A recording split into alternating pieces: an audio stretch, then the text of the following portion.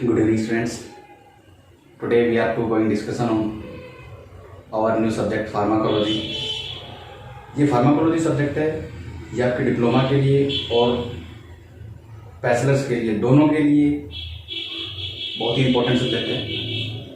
इस pharmacology subject में अपन drug और बॉडी के रिलेशंस के बीच में स्टडी करते हैं। कोई भी ड्रग अपन ले रहे हैं, क्यों ले रहे हैं, किस लिए ले रहे हैं, और लेने के बाद में बॉडी उसके अंदर क्या उसके अगेंस्ट में एक्शन करती है, तो उनके बारे में, रिलेशनशिप के बारे में स्टडी अपन क्या है फार्माकोलॉजी सब्जेक्ट में करते हैं।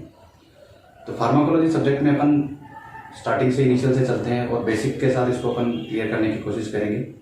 बिल्कुल जीरो लेवल से शुरू करेंगे इसको अपन। तो what is the pharmacology? Pharmacology क्या है? फार्माकोलॉजी है वो दो शब्दों से डिराइव किया गया है और दोनों वर्ड है, एक तो है फार्माकोन और दूसरा है लोगस। फार्माकोन का मतलब होता है, ये ग्रीक वर्ड है, इसका मतलब होता है ड्रग या मेडिसिन, और लोगस का मतलब होता है टू स्टडी, या कोलॉजी का मतलब होता है टू स्टडी। तो ड्रग की स्टडी करना क्या कहलाता है? अपना फार्माकोलॉजी कहलाता है। अब अपन थोड़ा सा इसके अंदर आगे चलते हुए इसका थोड़ा सा डेफिनेशंस के रिगार्डिंग समझने की कोशिश करेंगे, अंडरस्टैंड करेंगे फार्माकोलॉजी वर्ड्स को। To study of relationship between drug with body and drug effect in body is called pharmacology. क्या मतलब है इसका? ड्रग और बॉडी के बीच में रिलेशन और ड्रग के द्वारा जो इफेक्ट है उसके बारे में कंप्लीट स्टडी करना क्या कहलाता है? फार्माकोलॉजी कहलाता है। अब ये ड्रग क्या होता है इसके बारे में थोड़ा सा जानने की कोशिश करते हैं। ड्रग क्या है?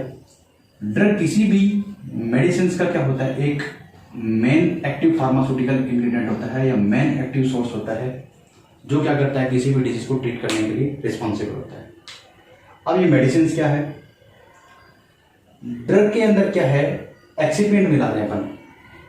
एपीआई तो अपना है ही है, मेन एक्टिव फार्मास्यूटिकल इंग्रेडिएंट। इस एपीआई के साथ कुछ ना कुछ अपन एक्सिपिएंट मिला करके ये क्या करते हैं, अपन मेडिसिन का फॉर्मुलेशन करते हैं। अब ये एपीआई तो अपन जान ही गए हैं कि मेन एक्टिव फार्मास्यूटिकल इंग्रेडिएंट होता है। अब ये एक्सिपिएंट क्या है इसके बारे में भी थोड़ा सा जान लेते हैं। जितने भी इस फॉर्मुलेशन को अप टू मार्क करने के लिए जो रिक्वायर्ड इंग्रेडिएंट होते हैं, जैसे आपका डिसइंटीग्रेशन एजेंट है, कलरिंग एजेंट है, प्रिजर्वेटिव है, फ्लेवरिंग एजेंट है, लैक्टोज है, पाउडर्स है, वो क्या है, सारे के सारे इस फॉर्मुलेशन को कंप्लीट करने के अंदर इंपॉर्टेंट रोल प्ले करते हैं। ड्रग अपना मेन सोर्स होता है जो क्या करता है, डिजीज को ट्रीट करने का काम करता है। तो आप कंफ्यूज नहीं होइएगा, ड्रग और मेडिसिन में डिफरेंस होता है, ठीक है। अब इसके बाद में अपन बात करते हैं, ये अपनी डेफिनेशन हुई ड्रग के रिगार्डिंग और इसके स्टडी के बारे में बात हुई। अब अपन डेफिनेशन पे बात करते हैं। फर्स्ट ऑफ ऑल अपनी डेफिनेशन शुरू होती है, फार्माकोलॉजी का टू टाइप से डिराइव है। Pharmacodynamics. What is pharmacodynamics? Dynamic का मतलब होता है जब आपने कोई भी ड्रग ली, उससे पहले अपन थोड़ा सा फार्माकोकाइनेटिक्स के बारे में जानने की कोशिश करते हैं, उसके बाद में डायनेमिक अपने को अच्छे से और इजीली समझ में। फार्माकोकाइनेटिक्स का होता है what does body to the drug. Drug है वो अपन लेंगे सिस्टम सर्कुलेशन के अंदर, अपने बॉडी के अंदर लेंगे, तो वो क्या एक्टिविटी करेगी, क्या मूवमेंट करेगी। काइनेटिक का मतलब ही क्या होता है? मूवमेंट होता है। ड्रग क्या मूवमेंट करेगी बॉडी के अंदर, इसकी स्टडी क्या कहलाती है? अपनी फार्माकोकाइनेटिक कहलाती है। अब क्या क्या होता है ड्रग लेने के बाद में? फर्स्ट ऑफ ऑल क्या होती है, ड्रग अपनी बॉडी के अंदर एब्जॉर्ब होती है। उसके बाद में एब्जॉर्ब होने के बाद में क्या होता है प्रोसेस, अपनी डिस्ट्रीब्यूशन होता है, एडीएम भी बोलते हैं इसको। फिर क्या होता है? डिस्ट्रीब्यूशन होता है। And for extension for metabolism. जब डिस्ट्रीब्यूशन होता है तो ड्रग का उसके बाद में मेटाबॉलिज्म होता है। मेटाबॉलिज्म होने के बाद में क्या है, वो बॉडी के द्वारा एक्सक्रीट आउट हो जाती है। अब अपन बात करते हैं फार्माकोकाइनेटिक को थोड़ा सा फ्लो डायग्राम के हिसाब से इसको थोड़ा अंडरस्टैंड करने की कोशिश करते हैं। फर्स्ट ऑफ ऑल जैसे ही अपन ड्रग लेते हैं, ड्रग अपनी ओरली लेते हैं, चाहे आईवी रूट से लेते हैं, किसी भी रूट से ले रहे हैं, ड्रग है। जैसे अगर अपन फर्स्ट ऑफ ऑल बात करते हैं ओरल रूट की, जैसे ही अपन ने ओरल रूट से ली, ड्रग क्या है, इस फॉर्म में ले रहे हैं। जैसे सपोज करो अपन टैबलेट ले रहे हैं, कैप्सूल ले रहे हैं, सिरप ले रहे हैं। अब अगर अपन ने सॉलिड डोजेज फॉर्म ली, तो सॉलिड डोजेज फॉर्म जैसे ही स्टमक के अंदर जाएगी, यहाँ जाने के बाद में फर्स्ट ऑफ ऑल क्या होगा, वो स्मॉल पार्टिकल्स के अंदर टूटेगी, मतलब इसका क्या होगा, डिसइंटीग्रेशन होगा। ये क्या होगी, डिसइंटीग्रेशन होगी। डिसइंटीग्रेट होने के बाद में छोटे छोटे पार्टिकल्स में टूटने के बाद क्या होगी, डिजोल्व होगी उसके अंदर अपने स्टमक में। ये क्या हुई, डिजोल्व हुई। डिजोल्व होने के बाद में क्या है, ये स्मॉल इंटेस्टाइन से लार्ज इंटेस्टाइन से होते हुए क्या जाएगी अपने ब्लड के अंदर क्या होगी, एब्जॉर्ब होगी। स्मॉल इंटेस्टाइन में एब्जॉर्ब होने के बाद में क्या है, उसकी कंसंट्रेशन है वो अपने ब्लड के अंदर पहुंच जाएगी। यहाँ पे अपनी पहली स्टेप शुरू हो जाती है एब्जॉर्प्शन। ब्लड के अंदर पहुंच गई, it is the first process of the absorption in pharmacokinetics. Drug जब एब्जॉर्ब हो गई, ब्लड के अंदर पहुंच गई, अब क्या होगी, वो डिस्ट्रीब्यूट होगी। कहाँ से, बॉडी के अलग अलग प्लेसेस की ओर, अलग अलग स्थान पे क्या होगी, वो डिस्ट्रीब्यूट होना शुरू हो जाएगी।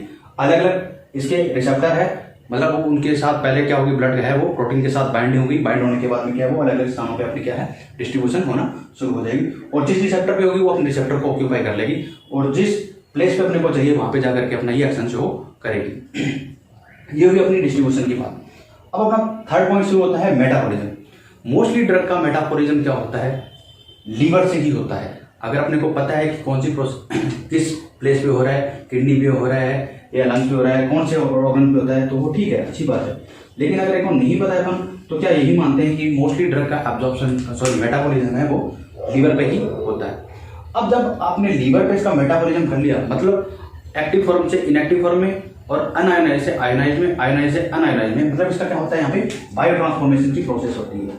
किसकी, मेटाबॉलिज्म में ड्रग की। यहाँ पे बायो ट्रांसफॉर्मेशन की प्रोसेस होने के बाद में अब क्या होता है अपना, वो बॉडी से क्या होती है, एक्सक्रीशन होती है या एलिमिनेट होती है। एलिमिनेशन होने की दो प्रोसेस है। एक तो क्या हाइड्रोफिलिक नेचर की ड्रग्स जितनी भी है उनका एलिमिनेशन सब किससे होगा, यूरिन के द्वारा। लेकिन जो लिपोफिलिक नेचर की ड्रग होती है उनका किससे होता है, फीकल मटेरियल के द्वारा, एनएस कैविटी से होता है। ये क्या रही अपनी प्रोसेस, फ्लो डायग्राम के दौरान हमने थोड़ा सा समझने की कोशिश की फार्माकोकाइनेटिक्स। अब दूसरी प्रोसेस शुरू होती है अपनी फार्माकोडायनेमिक्स में। फार्माकोडायनेमिक्स में मतलब जो इसने मूवमेंट दी थी, इस मूवमेंट के दौरान जो अपने को एनर्जी मिली, वो एनर्जी क्या कहलाती है अपनी उसकी एनर्जी की स्टडी करना क्या कहलाता है अपने फार्माकोडायनेमिक कहते हैं। मतलब अपने यहाँ तो क्या किया, बॉडी के दौरान ड्रग ने दी, ड्रग का एक्शन आया था, मतलब ड्रग ने क्या एक्टिविटी करी है बॉडी में। अब क्या कर रहा है, बॉडी ने क्या एक्टिविटी करी है ड्रग के अगेंस्ट में, उसकी स्टडी क्या कहलाती है, फार्माकोडायनेमिक कहलाती है। अब इसमें अपन थोड़ा सा दो टाइप वर्ड्स हैं, उसको थोड़ा सा समझने की कोशिश करते हैं। दो इसकी डेफिनेशन है कुछ फार्माकोडायनेमिक्स के रिगार्डिंग। फर्स्ट ऑफ ऑल है ये मैकेनिज्म ऑफ एक्शन आएगा इसका, किसका, ड्रग का। दूसरा इसको अपन ये भी बोल सकते हैं, इसको मोड ऑफ एक्शन भी बोल सकते हैं। मतलब जैसे भी अपन ने कोई ड्रग ली, उस ड्रग का मेन मैकेनिज्म ऑफ एक्शन क्या है, इसका मोड ऑफ एक्शन क्या है, उसकी स्टडी, और फार्माकोलॉजिकल एक्शन उसने क्या लिया, उसकी स्टडी क्या कहलाती है, फार्माकोडायनेमिक कहलाती है। अब इसमें अपन जानने की कोशिश करते हैं कि कोई भी ड्रग लिया, जैसे सपोज करो अपने डायबिटिक्स ली, वो डायबिटिक्स जैसे ही अपन ले लिया, आपको पता है वो डायबिटिक क्या करता है, यूरिन की वॉल्यूम का बढ़ा देता है। ये क्या हो गया आपका मैकेनिज्म ऑफ एक्शन या मोड ऑफ एक्शन हो गया। कैसे बढ़ा देता है, जैसे वो क्या करता है, सोडियम और जो वाटर होता है उसके मॉलिक्यूल्स का क्या होता है, रीअब्जॉर्प्शन की प्रोसेस है, उस रीअब्जॉर्प्शन की प्रोसेस को क्या कर देता है, इनहिबिट कर देता है। ये हुआ अपना मोड ऑफ एक्शन, किसका, उस एजेंट का जो अपन ने लिया है या डायबिटिक ड्रग का। सेकंड अपनी बात करते हैं फार्माकोलॉजिकल एक्शन। ये फार्माकोलॉजिकल एक्शन क्या होता है, अपने जो ऑर्गन्स है, ये ड्रग ली, ये ड्रग लेने के बाद में ऑर्गन्स पे क्या इफेक्ट आ रहा है, पर्टिकुलर ऑर्गन्स पे, जैसे सीएनएस पे क्या इफेक्ट आया, उसका स्टिमुलेट किया या उसने डिप्रेस किया। सीएस पे क्या इफेक्ट आया, बीपी को कम किया या बीपी को घटाया, उसने ब्लड प्रेशर को कम किया, इंक्रीज किया या डिक्रीज किया, या सीवीएस पे क्या हुआ, उसको डायलेट किया या कॉन्स्ट्रिक्ट किया। तो इस तरह की एक्टिविटी क्या है, लिवर पे क्या उसकी एक्टिविटी, सेंसरी ऑर्गन है जैसे आई है, नोज है, सलेवरी ग्लैंड है, इस पे क्या एक्टिविटी हुई उस फर्दर ड्रग की, उस पर्टिकुलर ड्रग की जो अपन ने एक्शन लेने के लिए ली है। इसकी स्टडी क्या कहलाती है, अपनी फार्माकोडायनेमिक्स कहलाती है। अब अपन बात करते हैं, जब अपन ने ड्रग ले ली, वो ड्रग क्या है, अपने को दो तरह के एक्शन देगी। एक होगा अपना डिजायरेबल इफेक्ट, दूसरा होगा अनडिजायरेबल इफेक्ट। डिजायरेबल इफेक्ट जो होता है, जिस चीज के लिए या जिस डिजीज को अपन ने क्योर करने के लिए ली है और वो अपनी डिजीज क्योर हो जाए, तो वो क्या है, आपका डिजायरेबल इफेक्ट है। और अनडिजायरेबल इफेक्ट क्या है, इस डिजीज को क्योर करने के साथ साथ कुछ ना कुछ अपने को उसके क्या है, साइड इफेक्ट्स है या एडवर्स इफेक्ट है या टॉक्सिक इफेक्ट मिलते हैं, उसी को क्या बोलते हैं अपन, अनडिजायरेबल इफेक्ट बोलते हैं। अब अपन बात करते हैं डिजायरेबल इफेक्ट में।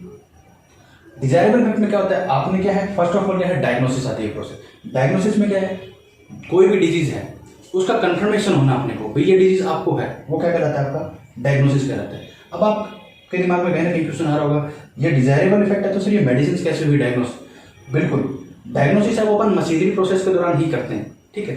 बट कहीं ना कहीं कई बार अपन को क्या है, उस कंफर्मेटरी टेस्ट के लिए अपने को केमिकल्स की जरूरत पड़ती है। जैसे अपने एक्सरे वगैरह करवाते हैं तो उस एक्सरे के अंदर क्या है, अपने को बेरियम सल्फेट के पेस्ट की जरूरत पड़ती है। वो बेरियम सल्फेट का पेस्ट बना करके और पेशेंट को पिलाया जाता है, और उसके बाद में क्या है, वो जो आपका स्टमक है उसको क्या करता है, इवेक्यूएट कर देता है, एक तरह से स्वेल कर देता है, जिससे क्या होगा, एक्सरे एग्जामिनेशन में हेल्पफुल करता है। ठीक है, तो ये क्या है, बेरियम सल्फेट का सॉल्यूशन है। इसने क्या किया, डायग्नोसिस को कंफर्म करने के लिए भी इसको क्या डिजीज है, स्टमक के अंदर प्रॉब्लम है नहीं है, उसको क्या है, उसके अंदर क्या है, हेल्प करी इसने। तो इस तरह क्या है, ये अपना डिजायरेबल, ये भी कहीं ना कहीं डिजीज को ट्रीट करने के लिए रिस्पॉन्सिबल है, मतलब इससे अपन को कंफर्मेशन हो गया। ठीक है, सेकंड अपना बात आता है प्रिवेंशन। प्रिवेंशन क्या होता है, किसी डिजीज को ट्रीट करना। कैसे ट्रीट करोगे, जैसे आपको डिजीज होने वाले, डिजीज का आपके होने से पहले ही आपने उसको क्योर कर लिया, तो वो क्या है, प्रिवेंशन है। जैसे आपने कोई वैक्सीन वगैरह है, चाइल्ड्स वगैरह होता है, उनका वैक्सीनेशन किया जाता है, तो ये क्या है, आपकी प्रिवेंशन प्रोसेस है। उसके बाद में थर्ड वन आता है अपना ट्रीटमेंट।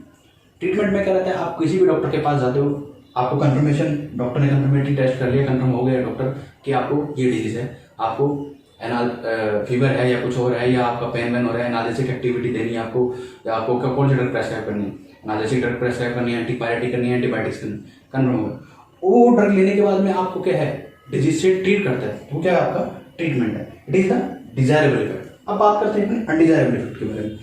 अनडिजायरेबल इफेक्ट में क्या है, आप डॉक्टर के पास गए, डॉक्टर ने आपको ट्रीटमेंट लिखा, और उस ट्रीटमेंट के साथ कुछ ना कुछ क्या आपको साइड इफेक्ट्स भी उस ड्रग के आएंगे, उस मेडिसिन के आएंगे। अब कैसे आएंगे, आपने उस, जैसे सपोज करो आपको पता है कि आप कोई भी कफ सिरप ले रहे हो, वो कफ सिरप आपको क्या है, आपकी खांसी तो ठीक कर रही है, ठीक है, वो खांसी को ठीक करने के साथ साथ क्या, कफ सिरप आपको कफ को तो क्या है, इवेक्यूएट कर देती है, उसके साथ साथ क्या है, कहीं ना कहीं आपको सिडेशन भी कोज कर रही है। तो इस तरह की एक्टिविटी, या कॉन्स्टिपेशन कोज कर रही है, तो इस तरह की एक्टिविटी क्या है, वो साइड इफेक्ट में अंडर में आती है, जो क्या है, माइनर इफेक्ट होते हैं, और उसके बारे में आपको प्री इन्फॉर्म होता है, या उसके बारे में आपको अच्छे से पता होता है कि ड्रग है, कुछ ना कुछ साइड इफेक्ट तो अपने को देगी।